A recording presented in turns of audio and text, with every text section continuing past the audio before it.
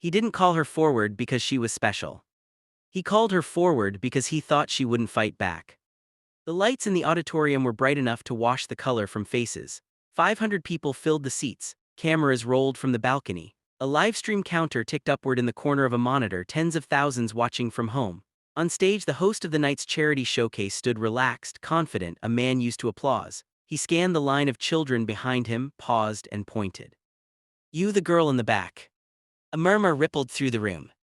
She was small for her age, wearing a simple dress borrowed from a cousin. Her hands tightened around the hem as she looked up, uncertain whether he meant her. He did, his finger didn't waver. "Come here, don't be shy." She took a step, then another, each one louder than the last in her ears. The walk from the risers to the center of the stage felt longer than it was. When she reached the spotlight, the heat made her blink. He smiled, the kind that reads as friendly to an audience and something else entirely to the person standing close enough to hear him breathe. "What's your name?" he asked into the microphone. "Lena," she said, her voice was steady though her knees were. "How old are you, Lena?" 12. A few people in the crowd smiled, a few leaned forward.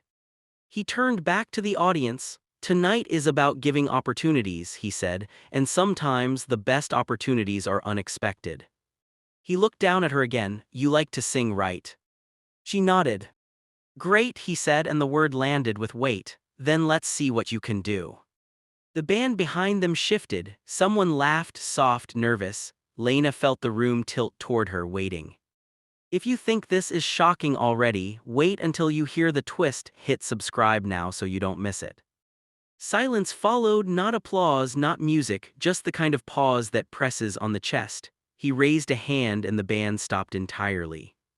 "Actually," he said, lowering his voice, "let's make this interesting. You'll sing it alone." A few heads turned, solo, no warm-up, no cue. "Right here," he added, tapping the floor with his shoe, "no backing vocals."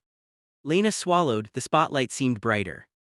4 hours earlier she had stood in the same building but backstage where the air smelled like dust and hairspray. She had been told to stay in line, to keep quiet, to wait. The instructions were simple: sing background, blend in, smile. She'd done that before: church, school assemblies, community centers. She knew how to disappear into harmony. But during soundcheck, something had snagged her attention. The host, famous, polished, ran through his set with the band. His voice was good, strong, confident.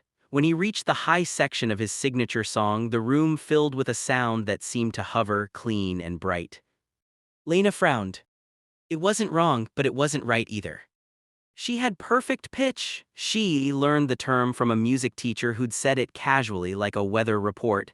"You hear notes like colors," the teacher had told her. "Some people don't."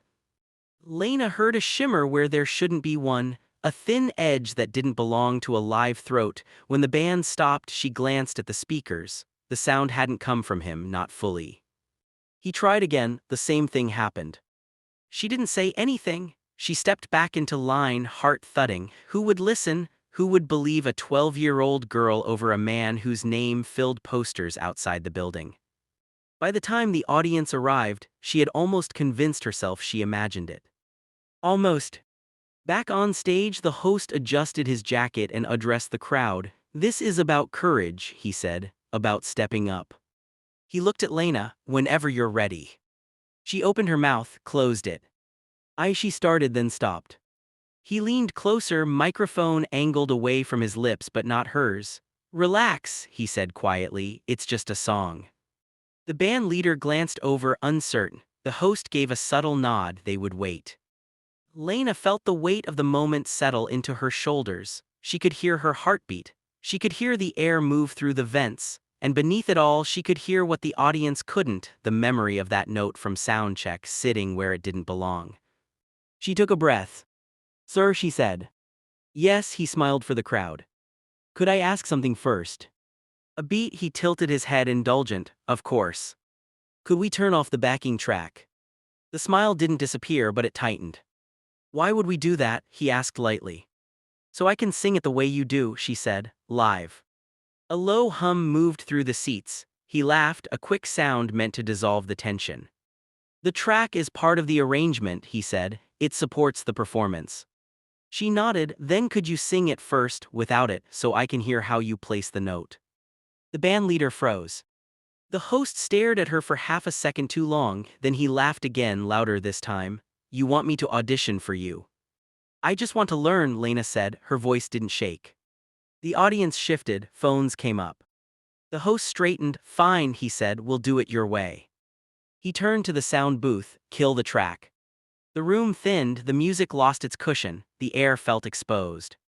If this part has you on edge, hit the like button right now. It lets us know you want more stories like this. He lifted the microphone and began. The verse went smoothly, he knew the song, his voice carried, practiced and assured. A few people nodded along, maybe this would end quietly after all. Then the melody climbed. His jaw tightened, his shoulders rose, the line pushed higher, closer to the note everyone knew him for. He reached, and his voice cracked. Not a dramatic collapse, just enough, a slip that couldn't be hidden. He stopped, coughed and smiled. Dry throat, he said, it happens. The room didn't laugh. Lena didn't move. That's okay, she said softly, could I try now? He looked at her, something sharp flashing behind his eyes. Go ahead. The band leader glanced at her, waiting for a cue. She nodded. The music began again, bare, unprotected. Lena sang the first line quietly. She wasn't performing for the crowd. She was listening. She let the melody settle into her body, felt the familiar path of it. The room leaned in despite itself. As the song climbed, her voice opened. Not louder, clearer, each note landed where it belonged. The host shifted his weight. The bridge approached, the place where he had stumbled. Lena didn't hesitate. She moved through the change smoothly, breath steady, face calm. The high note came and she met it without force, without strain. It rang, clean and true, filling the space he couldn't. She held it. Then she went higher. A gasp cut through the silence. She brought the melody back down, gentle, controlled, and finished the phrase as if it were the most natural thing in the world. For a moment no one moved. The host stared at her, the band leader's mouth was open. Somewhere in the crowd, a phone slipped from someone's hand and hit the floor. Lena lowered the microphone. The silence stretched, heavy, unmistakable. And that was when everyone realized something was very wrong. No one clapped. The silence didn't break the way applause does, it thickened. Cameras stayed trained on the stage, unsure where to look now that the moment they were meant to capture had already happened. The host cleared his throat. All right, he said, forcing a lightness into his voice that didn't hold. That's quite enough. He reached for the microphone in Lena's hand. She let go without resistance. A stage manager appeared from the wings, whispering urgently. The band leader looked between them, then down at his sheet music as if it might tell him what to do next. Somewhere in the audience, a phone buzzed, then another. The livestream chat began to move faster. The host turned to the crowd. We're going to take a short break, he announced. Let's give Lena a hand. A few claps started, scattered and unsure. They died quickly. Lena stood where she was, uncertain whether to move. When she finally stepped back toward the risers, a security guard intercepted her, palm out. Hold on, he said quietly. They want to speak with you. They? Backstage felt colder than before. The hallway lights hummed. Voices echoed from behind closed doors, tight, controlled, angry. Lena sat on a folding chair near a stack of instrument cases, feet dangling just above the floor. A man in a suit approached, his smile professional and empty. Lena, right, he said, I'm with the production. She nodded. That was unexpected, he continued. You understand how moments like that can be misinterpreted. I sang the song, she said. He tilted his head. Of course, but context matters and so does intention. Another man joined them, older, voice lower. What happened out there doesn't need to become a bigger thing, he said. It was a misunderstanding. These events are carefully planned. Lena stared at her hands, they were still shaking. We're prepared to offer you something, the first man said. A scholarship, private lessons, real opportunities. All we ask is that you don't speak publicly about technical details. Silence stretched. What if I do, she asked. The older man's smile faded. Then things get complicated, people start asking questions, not all of them kind. Her mother appeared at the end of the hall, breathless, eyes wide. She took in the scene and moved quickly, placing herself between Lena and the men without a word. "We're leaving," she said. The men didn't argue, they didn't have to. By morning the clips were everywhere. Not the full song, just enough, the crack, the note Lena held, the silence after. Headlines didn't agree on what it meant, some called it a fluke, others called it disrespect. A few asked questions they hadn't before. The host team moved faster. A statement went out before noon. Technical issues affected the performance. Any suggestion otherwise is inaccurate. Then another, we support young talent but will not tolerate false narratives. Lena's school called her mother that afternoon. There's concern, the principal said carefully. Media attention, safety, we might need to keep Lena home for a few days.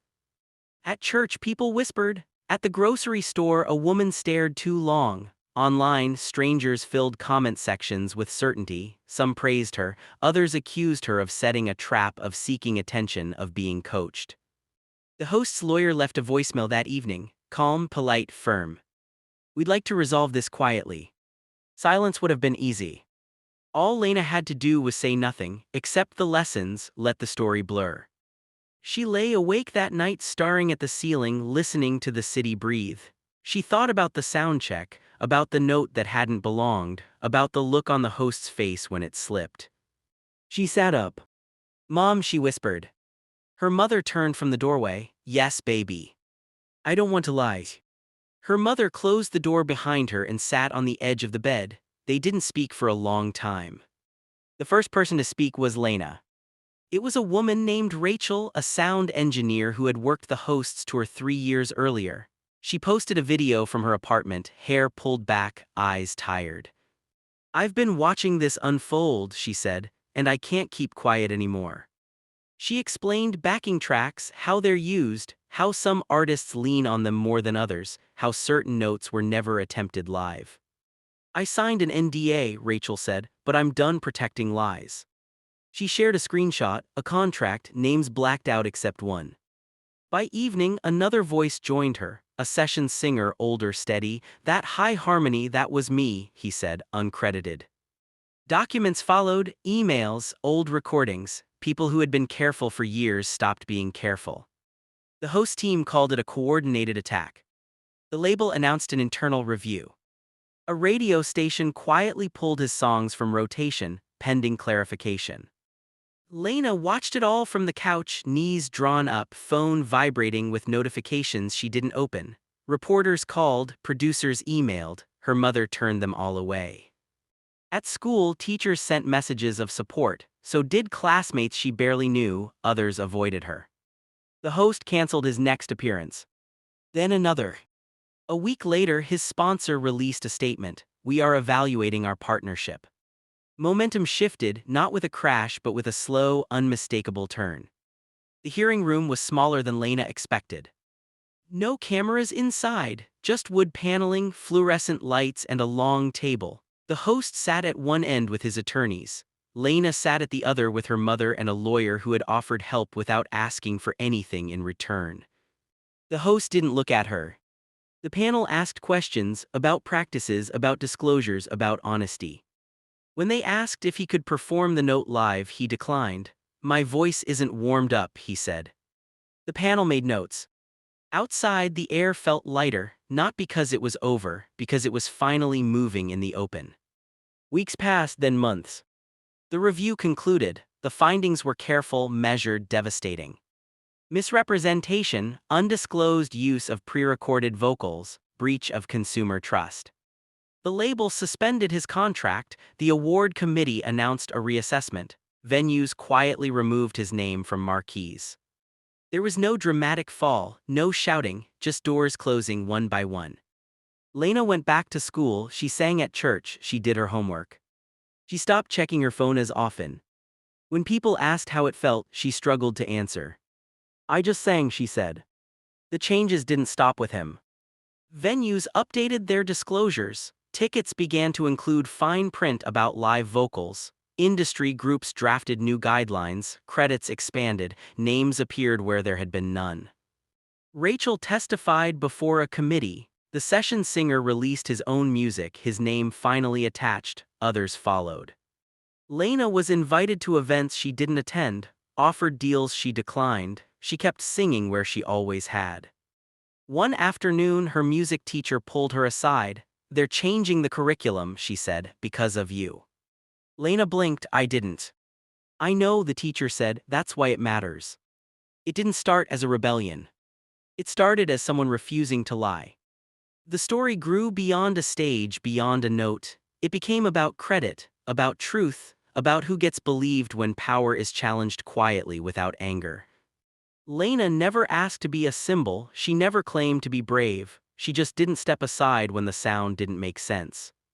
Years later, people would point to that night as a turning point. She would remember it differently. The lights, the silence, the feeling of standing still while everything else shifted.